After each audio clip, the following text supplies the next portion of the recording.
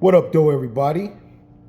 Welcome to another edition of Chopping It Up with Uncle Chon True-Stories. I know it's been a minute since my last story, but I've had some personal issues to deal with. So I had to take a little hiatus, but I'm ready for season 2, coming back strong. This story right here is going to be the story of how I spent my 22nd birthday in jail, in the Escambia County Jail in Florida. All right, let's. First of all, I was in college at the time, going to Birmingham Southern, and I had a lot of friends that were in the military, and quite a few of them were stationed in Florida, friends and family members. So I often would go and visit the military bases and hang out with my friends and family members in and around the military base. So my birthday was coming up, so I had a friend at the time named Kevin, and he was stationed in Pensacola, Florida. I don't remember the name of the Navy base, but it was in Pensacola, Florida. So he had came home for a few days or whatever, go back to Alabama, however. And he was like, "Yo, your birthday coming up, why don't you go back to Florida with me and kick it with me, and I'll take you out for your birthday or whatever." So usually, I would take any opportunity to travel. So we rode back to Pensacola, and I was staying with him in the base house, and we went out on my birthday. My birthday is in December, and it was what Florida people call cold, but to me it was nice, So it was like I didn't wear a jacket. I had on like a long sleeve shirt, button up shirt, and we went out to this club called Seville Quarters, and this was a big, huge, nice club. At the time, I had never seen anything like it. This club had like several different sections in it. It had like a section where they played pop music. And then they had a section where they played country music. They had a section where they played like R&B. They had a little rap section. You go outside, they had reggae. Now, I love reggae, so I spent a lot of time outside listening to they had a live reggae band, matter of fact. Now, by it being my birthday, when we came into the club and they checked the IDs, they seen it was my birthday. So they gave me a wristband that was a different color than the other wristbands. So I can't remember if it was orange or red or something like that. But anyway, everybody who saw this wristband knew it was my birthday. So people started buying me drinks, and before you know it, I was very intoxicated. I was there, so I'm walking around and I'm having the time of my life. I'm having a great time. There's like certain places where you go for whatever reason, people seem to like you. Like in Florida, when I would go to Panama City or Pensacola, it was almost like I was a celebrity down there. I could just about get any woman I wanted. It was a trip. But if I went to Jacksonville, I got no play at all. For some reason, those girls in Jacksonville did not like me. I don't know what it was. I don't know if they didn't like the cut of my jib or whatever the hell it was. That's a Sopranos term. Anyway, so I'm having the time of my life, and I'm drunk, and me and my homeboy Kevin is hanging out. I think it was just me and him. And, he was about maybe 5'9", maybe 135 pounds soaking wet. But he was one of those guys that had a quick temper, who liked to fight, So we hanging out, and I tell him, I'm like, yo, I gotta go in the restroom. You know, I gotta piss. So the bathroom that I went to was like right in between the like pop section where they played like the, you know, whatever the popular music was at the time, which was where most of the people were. And then there was a country section that was like, had this big wood bar and everything in there was like wood and it kind of looked like cowboy shit. And the bathroom was like slap dab in the middle. So I go in the bathroom and the bathroom's kind of crowded. So I'm waiting my turn or whatever. And at one of the stalls, there was this person who I thought shouldn't be in the men's room. This motherfucker had on some tight ass jeans and long ass hair down to its ass and this big cowboy hat. And I'm effed up. I'm drunk. So my drunk stupid butt says, "Excuse me, miss. Excuse me, miss. I think you in the wrong bathroom." Straight up. This big 6 foot, probably about 6'6", skinny, tight jean wearing cowboy turns around, looked at me and was like, "You talking to me, nigger?" Straight up.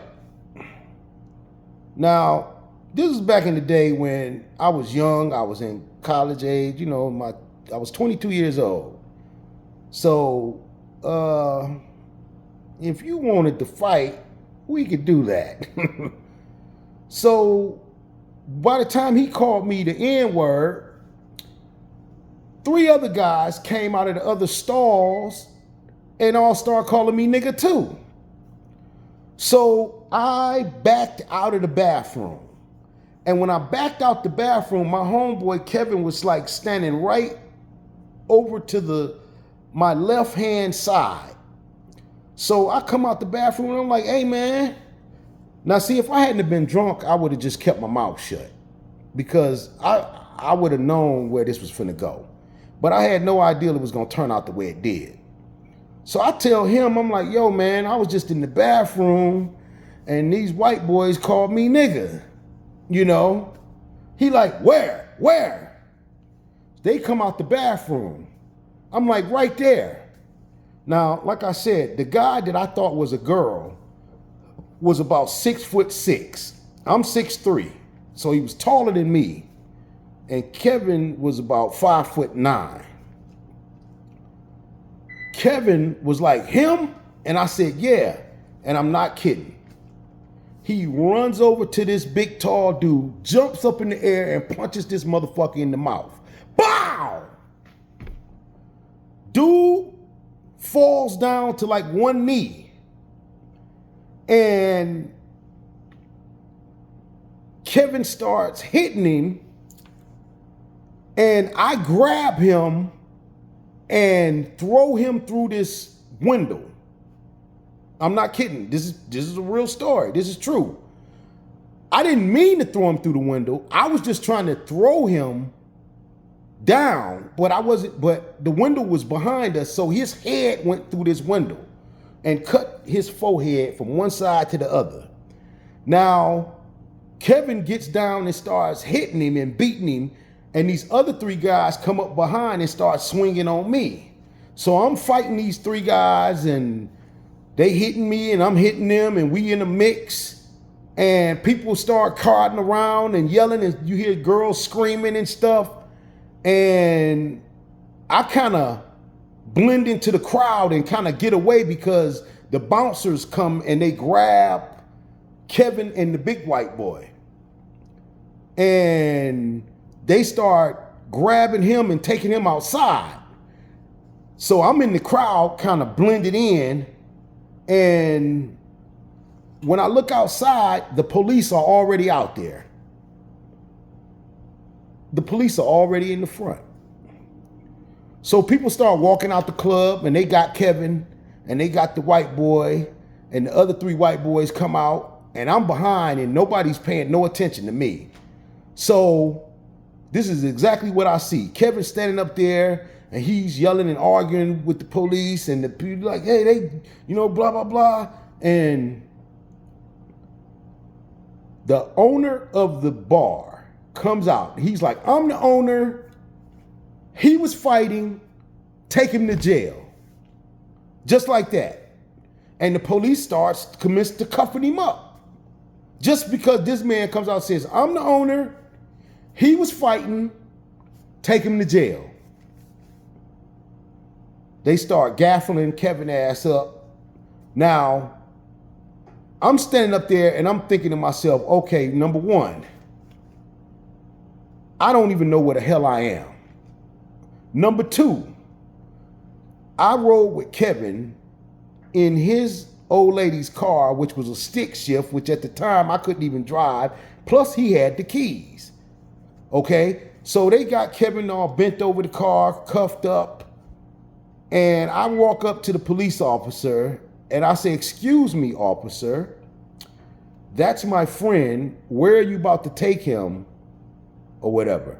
And the police officer tells me, you want to go to jail too, don't you? I said, no, sir. I said, I just want to know where you're taking him because I'm from out of town and you want to go to jail too, don't you? No, sir, I don't want to go to jail. You're going to jail. And he starts grabbing me. Now, mind you, this officer is about 5'10", probably 155 pounds. At the time, I'm about 6'3", probably about 250, 260, something like that. And so he starts grabbing me and I'm just standing there.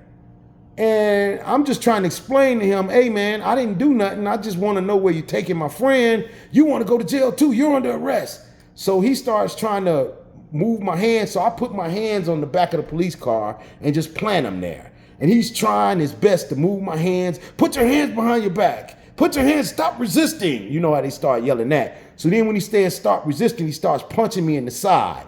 So I look at him and I start laughing because you remember I'm drunk as shit. I ain't feeling nothing. I felt it the next day, but I didn't feel it that night. So I'm sitting up here and the cop starts hitting me, and then the other cop comes over and starts trying to grab my other hand. I didn't even know there was another cop. They already got Kevin in the back seat of the car. And I'm just sitting there and I'm yelling and all these black people standing around. I'm like, the police are, attacking me, help. I'm yelling, help, and everybody laughing. And I had a pager at the time. I had just got the pager too. And my pager falls out my pocket and I'm looking down on the concrete and I'm like, hey, that's my pager. And the little punk ass cop that was hitting me in the side on the right hand side was like, that's yours? That's yours? I said, yeah. And he steps on it. He steps on it. I hear it crunch. Then he picks it up and puts it in my pocket. Yep. And I just got my hands planted and I won't move. And they hitting me all in the side and they trying to yank my hands. And then the next thing I know, this 400 pound white boy, one of the bouncers from the club, comes and dives on my back. Boom! And I hit the back of the car and I'm flattened out. And then 2 or 3 other bouncers come over there and they all of these people are grabbing me and they get my hands behind my back and they cuff me up. And then they they hit me a few times in the stomach and in the chest and they throw me in the car. And I'm pissed off because it's one thing for the police to arrest you, but some punk ass bouncer whose ass you would have kicked a few minutes ago had he touched you doing that, that pissed me off. So anyway, they put us in the car and I'm mad as hell. And it's one cop in the car. And Kevin has got on these steel-toed boots. And he's kicking the little cage in the back of the car.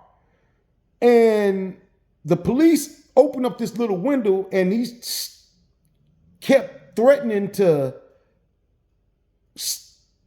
poke us with this nightstick, And we both talking shit. We calling him names. And he's taking us to jail.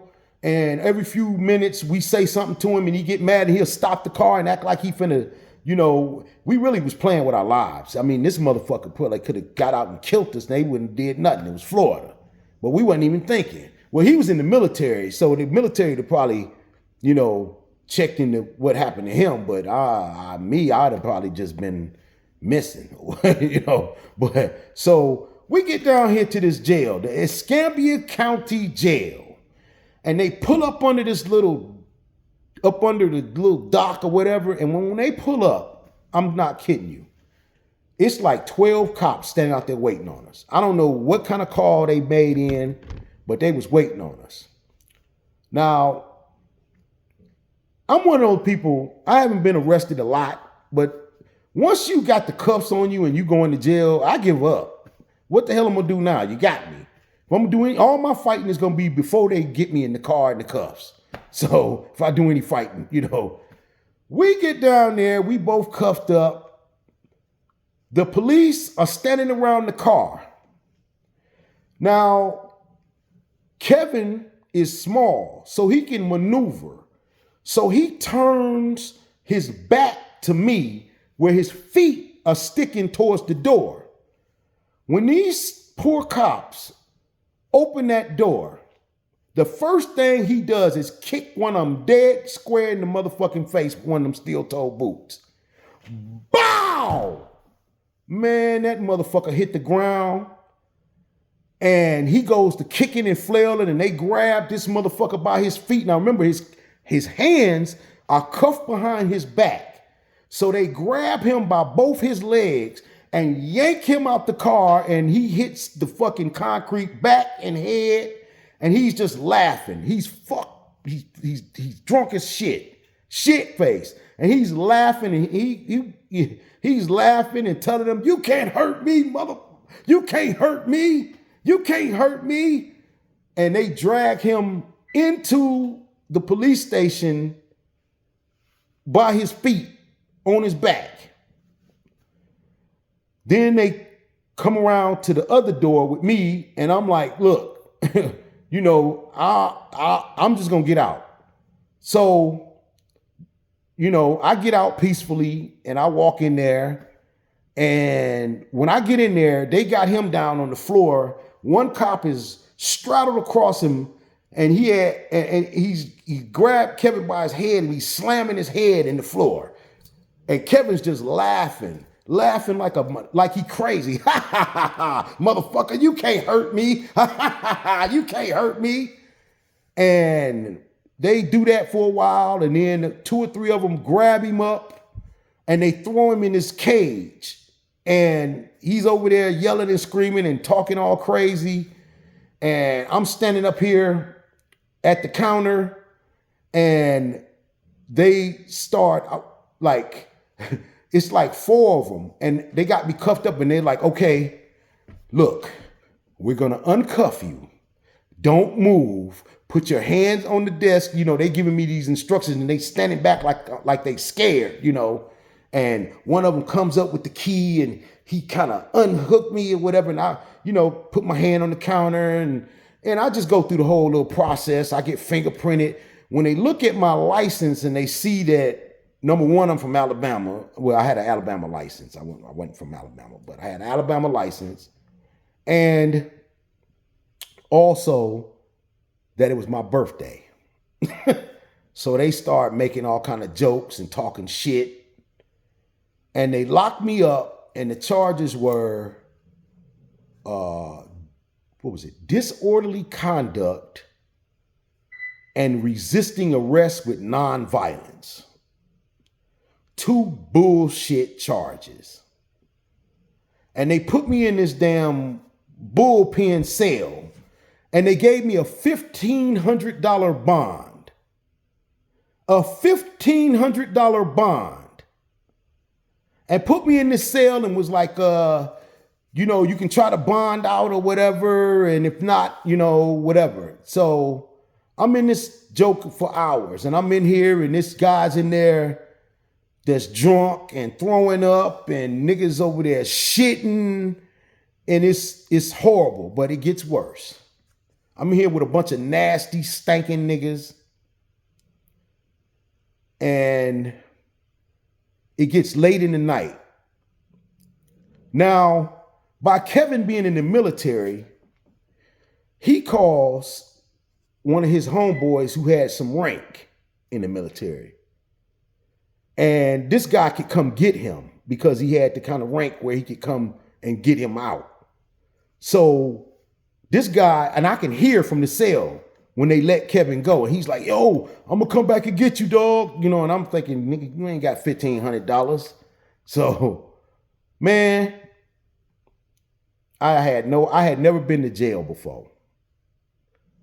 So after I was unsuccessful in getting a bondsman, because once they found out, A, that I wasn't from there, and B, that my bond was $1,500, every one of those bonds, people was like, what are your charges? And I told them the charges. They say, how much is your bond? And they would hang up on me. And one of them finally told me, like, why is your bond so high if those are your charges? You got to be lying. They thought I was lying about my charges because my bond was so high. Yes. So these jokers over in the night, I don't know what time it was, 2, 3, 4 o'clock in the morning, they come and get me. And they take me down to this room and tell me to take off all my clothes. All of them. They take my clothes. I'm standing up in this freezing cold bathroom.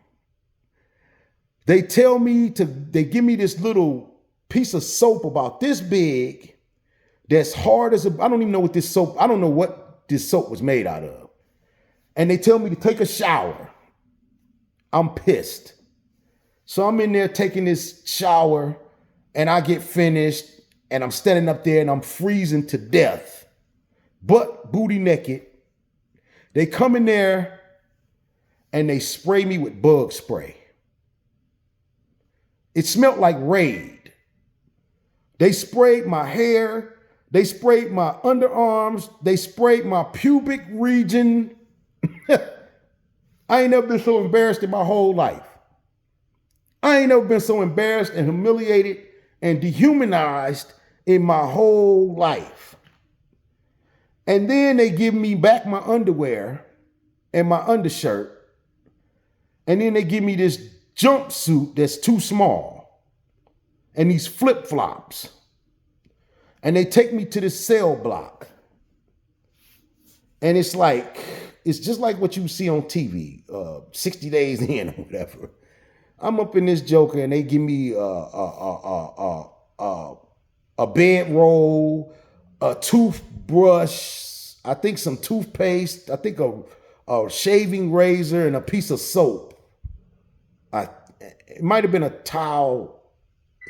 Anyway, they put me in this fucking cell by myself. And I'm in there and I make up the bed or whatever. And I go to sleep for about maybe 30 minutes. And then they wake us up talking about breakfast and we got to go to court. So they give us some cereal or whatever. And then they call a bunch of us out and handcuff us up and take us to court. They handcuffed me next to this. I think he was some kind of homosexual or something. Because I almost caught another charge. Because this joker he was handcuffed to me, but he kept trying to intentionally sit extra close to me. And then when we was on the little bus riding over to the court, he tried to put his head on my shoulder. And that's how I almost caught an extra charge, because I elbowed this motherfucker in the side of his head, hard as fuck. And he yelled out and they looked back there and they started asking questions. And luckily nobody said nothing. So we get to court, and when we get to court, the only thing that made me feel better was my homeboy Kevin was there. And they called me up there and the judge read off my charges. And he's like, your bond is $1,500. He's like, that's way too high for these charges. He was like, who did that? He was like, this is ridiculous. And he put it down to like $200.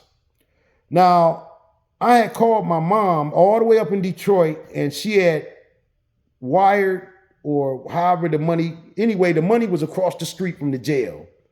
And she had called my cousin Fonzo, who was stationed in Panama City. So he drove up there an hour and a half and got the money and bailed me out of jail.